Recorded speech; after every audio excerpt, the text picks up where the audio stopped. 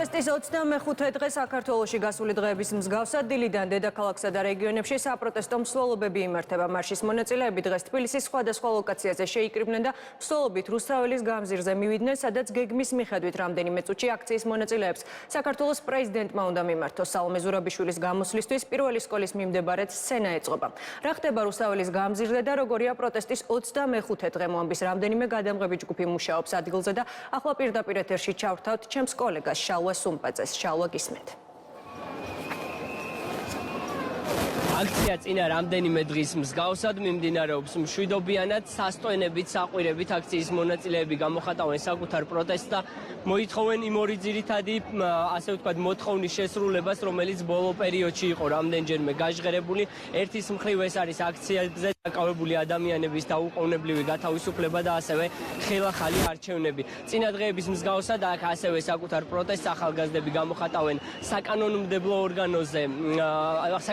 ორგანოს წინ აღმართულ, ასე ვთქვათ, რკინის მოაჯირზე, ღობეზე, სხვადასხვა ნივთების ბრახუნით და ამ ფორმით აპროტესტებენ იმ გადაწყვეტილებას, რომელიც იქნა 28 ნოემბერს მიღებული. რაც შეეხება აქციის მიმდინარეობას, აქციის მონაწილეები ამ წუთისთვის დგანან როგორც საკანონმდებლო ორგანოს წინ, როგორც აღნიშნე, ასევე პირველი სკოლის მიმდებარე ტერიტორიაზე, სადაც ცოტა ხნის წინ დაანონსებულია, რომ საქართველოს პრეზიდენტმა უნდა მიმართოს აქციის მონაწილეებს. ამ წუთისთვის სწორედ იმ ტერიტორიაზე, პირველი სკოლის მიმდებარე ტერიტორიაზე ეწყობა სპეციალური სცენა, ასევე მოტანილია ხმის გამაძლიერებლები, ასევე ემზადება კამერები ტექნიკურად, რომლითაც სიგნალის გავრცელება უნდა მოხდეს იმისათვის, რომ პრეზიდენტის მიმართვა ასევე იყოს ხელმისაწვდომი მაყურებლებისთვისაც. ამ ტექნიკას ამზადებენ და სავარაუდოდ სწორედ ამის შემდეგ მოხდება.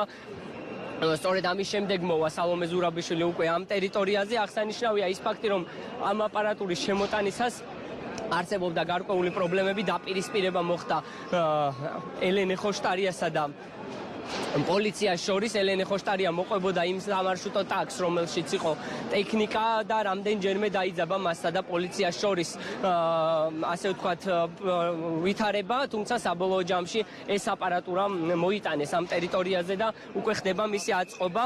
იქამდე ვიდრე აპარატურას მოიტანდნენ, აქ აღსანიშნავია ის ფაქტი, რომ აქ მოსულები იყვნენ ექს-პრეზიდენტის, მსჯავრდებული ექს-პრეზიდენტის მხარდამჭერები, რომლებსაც ჰქონდათ მოტანილი აქ ბანერები და ამ ბანერებზე ეწერა, რომ უნდა გათავისუფლდეს მიხეილ სააკაშვილი. მათი მოთხოვნა იყო სალომე ზურაბიშვილის მისამართით, ასევე მათი სათქმელი, რომ მან უნდა შეიწყალოს ბრალდებული მიხეილ სააკაშვილი იმისათვის, რომ მან შეძლოს პოლიტიკურ პროცესებში ჩართვა. ახლა რაც შეეხება იმ მსვლელობებს, რომელიც მთელი დღის განმავლობაში მიმდინარეობდა, დაახლოებით 10-მდე მარში იყო, რომელიც სხვადასხვა ლოკაციაზე დაიწყო და საბოლოოდ რუსთაველის გამზირზე დასრულდა. სხვადასხვა ჯგუფებმა გამართეს ეს საპროტესტო მარშები, მაგალითისთვის ეს იყო ორბორბლიანების მარში, რომელიც გადაადგილდებოდა ქალაქის მასშტაბით, გადაადგილდებოდნენ და ისინი აპროტესტებდნენ ასევე და ითხოვდნენ აქციების დროს დაკავებული მოქალაქეების გათავისუფლებას. იყო ასევე მაგალითად კახელების მარში, რომელიც ერეკლე მეორის მოედნიდან დაიწყო და საბოლოოდ საკანონმდებლო ორგანოსთან დასრულდა. ერასმუსის პროგრამის გამარჯვებულების მარში და კიდევ რამდენიმე ჯამში 10-მდე მარში გაიმართა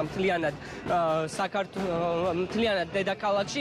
ასევე აღსანიშნავია, რომ აქ მოქალაქეების გარდა იმყოფებიან სხვადასხვა პოლიტიკური პარტიების წარმომადგენლებიც. აქ მოსული ხალხი გადაარჩენს საქართველოს და დემოკრატიას მთლიანად რეგიონში.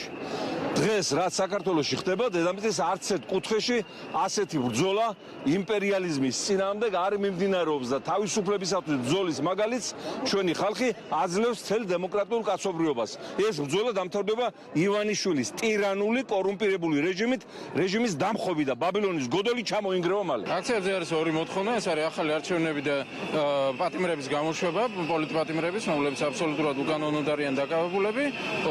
რას ვაბერებთ პროტესტის გაგრძელება სამეს ორი მოთხოვნა არ იქნება დაკმაყოფილებული. ევთო ოდირის დასკვნიდან ნათელია, რომ არჩევნები ჩვენთან არ ჩატარებულა როგორც ასეთი და ამ დასკვნის შემდეგ უკვე ამ მთავრობას საერთოდ არავინ არ ცნობს და ამ პარლამენტს. რუსთაველის გამზირი გადაკეტილია თავისუფლების მოედანზე, აქედან იწყება სწორედ აქციის მონაწილეები, აქედან მოძრაობენ რესპუბლიკის მოედანია მეორე ლოკაცია, საიდანაც ასევე გადაადგილება არის შეზღუდული ავტომობილებისთვის, ასევე სამარშრუტო ტაქსებისთვის და საზოგადოებრივი ტრანსპორტისთვის. აქციის მონაწილეები კი უშუალოდ იმყოფებიან პირველი სკოლისა და საკანონმდებლო ორგანოს მიმდებარე ტერიტორიაზე. როგორც გითხარით, აქციის 25 დღეც წინა რამდენიმე დღის მსგავსად არის მშვიდობიანი, ასე რომ აქ არ არის მობილიზებული შინაგან საქმეთა სამინისტროს დანაყოფები, როგორც ჭიჭინაძის ქუჩა, რომელიც არის ხოლმე ერთ-ერთი ეპიცენტრი აქციების დროს დაძაბულობის აქციის მონაწილეებსა და პოლიციას შორის არის თავისუფალი გადაადგილებისთვის, მაყურებლისთვის უფრო გასაგებად რომ ავხსნათ, გულისხმობ საკანონმდებლო ორგანოს და გიმნაზიას შორის არსებულ ქუჩას, ასევე თავისუფალია მეორე ქუჩა, ჭიტაძის ქუჩაც, მოსწავლე ახალგაზრდობის სახლსა და პარლამენტს შორის არსებული ქუჩა. აქ მოქალაქეებს შეუძლიათ რომ თავისუფლად გადაადგილდნენ სხვა დღეებისგან განსხვავებით, პირველი აქციის პირველი დღეებისგან განსხვავებით, ასევე არ არის მობილიზებული სპეცტექნიკა. ამის მიუხედავად მიმდებარე ქუჩებზე საჭიროების შემთხვევაში მობილიზებულია სასწრაფო სამედიცინო დახმარების მანქანები, რომლებიც საჭიროების შემთხვევაში დახმარებას აღმოუჩენენ აქ მყოფ მოქალაქეებს, თუ კი ამის საჭიროება დადგება. აქციის მონაწილეები კი ახლა ელოდებიან საქართველოს პრეზიდენტ სალომე ზურაბიშვილს, რომელმაც აქ მოქალაქეებს უნდა მიმართოს. მართალია დაანონსებული იყო, რომ 9 საათისთვის მიმართავდა ის აქციის მონაწილეებს, თუმცა ჯერჯერობით, როგორც ჩანს, ტექნიკურად ვერ ხერხდება სცენის აუდიო სისტემის მოწყობა. შესაბამისად, ჯერჯერობით არ გვაქვს ინფორმაცია, რომელ საათზე მოვა აქ სალომე ზურაბიშვილი და მიმართავს აქციის მონაწილეებს. როგორც გითხარით, აქციაზე იმყოფებიან როგორც მოქალაქეები, ასევე სხვადასხვა პოლიტიკური პარტიების წარმომადგენლები. მათი ყველასი ერთად მოთხოვნა არის ის, რომ გათავისუფლდნენ აქციების განმავლობაში დაკავებული პირები, ასევე ერთ-ერთი ასევე მოთხოვნა არის ის, რომ დაინიშნოს ახალი არჩევნები. ჩვენ ვრჩებით ბუნებრივია რუსთაველის გამზირზე და მოვლენათა განვითარების შესაბამისად საჭიროების შემთხვევაში დაგიბრუნდებით. მადლობა შალვა, საპროტესტო აქციიდან პირდაპირ ეთერში შალვა სუმბაძე საუბრობდა.